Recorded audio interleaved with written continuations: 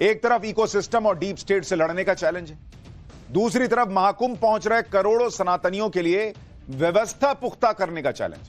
और जब करोड़ों लोग कुंभ पहुंच रहे हैं, बॉस ये काम उतना आसान है नहीं जितना कहने में लगता है।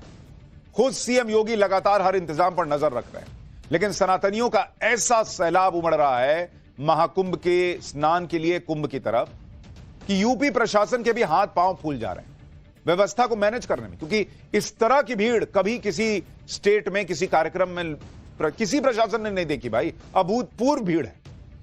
महाकुंभ में इस वक्त गजब ही हो रखा है, या यूं कहिए कि पूरे प्रयागराज और आसपास के इलाके में गजब हो रखा है। 2 दिन अभी वीकेंड था, सैटरडे संडे था, इतने लोग महाकुंभ आ गए बॉस कि महाकुंभ का हर रास्ता जाम हो गया। पहले यह माना जा रहा था कि तीनों अमृत स्नान के बाद महाकुंभ में आने वाली भीड़ कुछ कम हो जाएगी। भीड़ कम हो रही है, ऐसी भीड़ पहुंच रही है कि आप सोच नहीं सकते। लोगों का ऐसा सैलाब महाकुंभ में आ गया कि जिस भी रास्ते से आप प्रयागराज जाएंगे वहां कई कई किलोमीटर का लंबा जाम लगा हुआ है। चाहे आप लखनऊ से आइए, चाहे आप कानपुर से आइए, चाहे आप वाराणसी से आने का प्रयास कीजिए कि अच्छा चलिए पहले चलते हैं, काम करते वाराणसी चलते वहां से, नहीं बॉस, किधर से भी घुसने का प्रयास कीजिएगा रास्ता चौक है। घंटों घंटों का लंबा जाम जो है वो हर तरफ से आपको झेलना पड़ जाएगा। ऐसी स्थिति बनी हुई है इस वक्त प्रयागराज पहुंचने में। लेकिन आस्था ऐसी कि जाम की खबरों के बाद भी लोग महाकुंभ आ रहे हैं। स्थिति यह हो गई कि अब प्रयागराज के 300 किलोमीटर पहले ही श्रद्धालुओं से अपील की जा रही है। लोगों से कहा जा रहा है कि अभी भीड़ बहुत है, अभी महाकुंभ मत आइए। लेकिन 144 साल बाद हो रहे महाकुंभ और संगम स्नान की महिमा ऐसी कि लोग सारी तकलीफ झेलकर भी प्रयागराज जा रहे हैं। प्रयागराज में इतनी भीड़ हो गई है जिसकी आप कल्पना नहीं कर सकते। कोई सड़क, कोई गली ऐसी नहीं है जहां लोगों की भीड़ नहीं। रेलवे स्टेशन हो या फिर बस अड्डे हो, हर तरफ लोगों का हुजूम ही हुजूम दिख रहा। आप तस्वीर देखिए ना बॉस, रेला है बॉस, रेला। लोग जो है वो चले जा रहे हैं, मतलब आदमी पानी में नहीं बहता है, उस टाइप का फील आएगा। महाकुंभ में इतनी भीड़ आ रही है कि उसका असर अब अयोध्या और वाराणसी में भी दिखने लगा। महाकुंभ में गंगा स्नान करके श्रद्धालु अयोध्या और वाराणसी निकल जा रहे हैं। इसे पलट प्रवाह कहा जा रहा है। इस वजह से अयोध्या और काशी में उमड़ी भीड़ सारे रिकॉर्ड तोड़ रही है।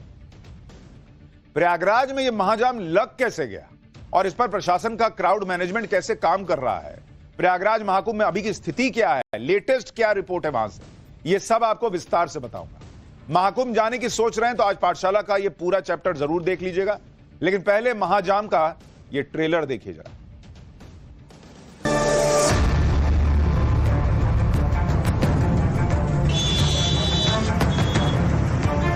ये ट्रैफिक जो है 1 घंटे में बमुश्किल 1 किलोमीटर बढ़ रहा है।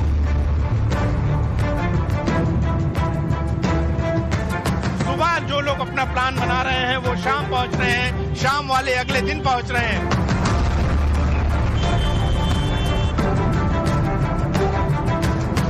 तो संगम से वाराणसी की तरफ जाने वाला रास्ता है और यहाँ पर रेंग रेंग कर गाड़ियां थोड़ी थोड़ी देर में जो है वो चलती हुई नजर आ रही हूँ। यहाँ अधिकारी मैनेजर सर यहाँ पे बैरियर हटवा दिए हैं कि जाम नेशनल हाईवे पे ना लगे। अब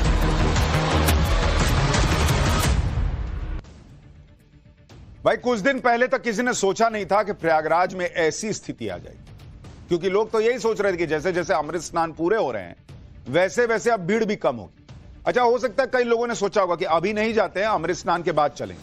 अब ऐसा सोचने वालों की भीड़ लगता है बहुत रही होगी कि सब सोचे होंगे कि अमृत स्नान वाले वीकेंड में चलेंगे, हो गया कांड, सब पहुंच गए। हालांकि यह सनातन की ताकत भी दिखाता है, लोगों की आस्था भी दिखाता है, जिसको देखकर हर सनातनी का मन जो है वो गदगद भी हो रहा है कि जिस देश में लोग हिंदू हैं, ये बोलने में भी परहेज करते थे, वहां इतनी बड़ी संख्या में लोग जा रहे हैं, कष्ट सहकर भी वो जाने को तैयार है।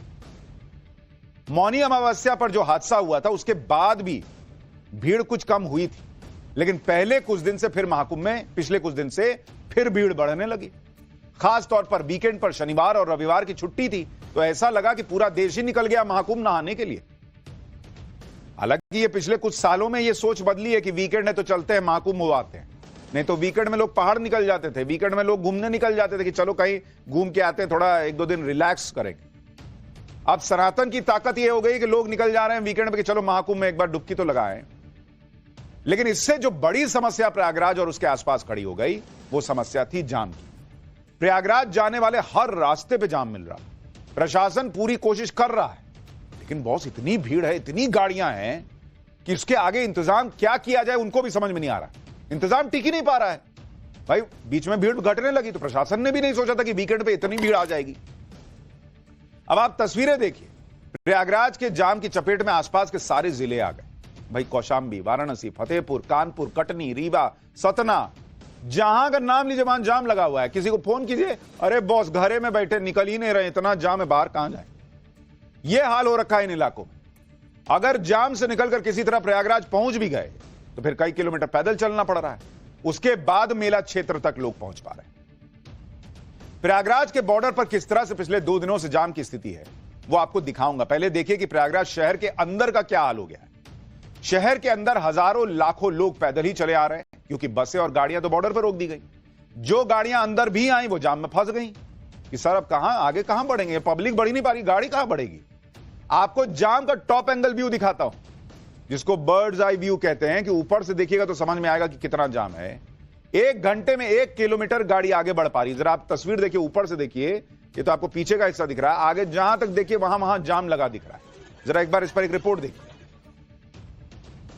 अभी हम जिस ओर बढ़ रहे हैं ये रास्ता हाई कोर्ट की तरफ जाता है, सिविल लाइन की तरफ जाता है, और ये जो आपको ट्रैफिक थोड़ी थोड़ी देर में बढ़ता हुआ नजर आ रहा है, दरअसल ये ट्रैफिक जो है 1 घंटे में बमुश्किल 1 किलोमीटर बढ़ रहा है। और हालात ये हैं कि लोग लगातार यहाँ पर परेशान नजर आ रहे हैं, लेकिन चूंकि संगम में नहाने पहुंचे हैं, उनकी आस्था ऐसी है कि वो यहाँ नहाना चाहते हैं, त्रिवेणी आना चाहते हैं, माघ पूर्णिमा की भीड़ से पहले पहुंचकर निकलना चाहते हैं। लेकिन सुबह जो लोग अपना प्लान बना रहे हैं वो शाम पहुंच रहे हैं, शाम वाले अगले दिन पहुंच रहे हैं। और हालात ये है कि लोग लगातार इसी तरह के ट्रैफिक जैम में फंसे हुए आपको नजर आएंगे।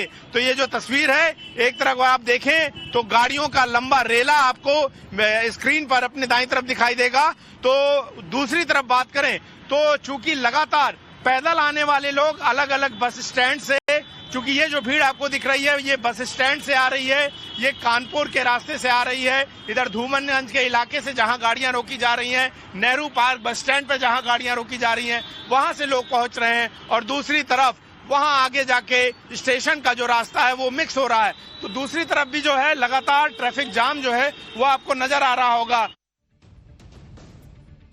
प्रयागराज की ये तस्वीर देखिए, पिछली रात यानी 9 तारीख की रात से बन गई।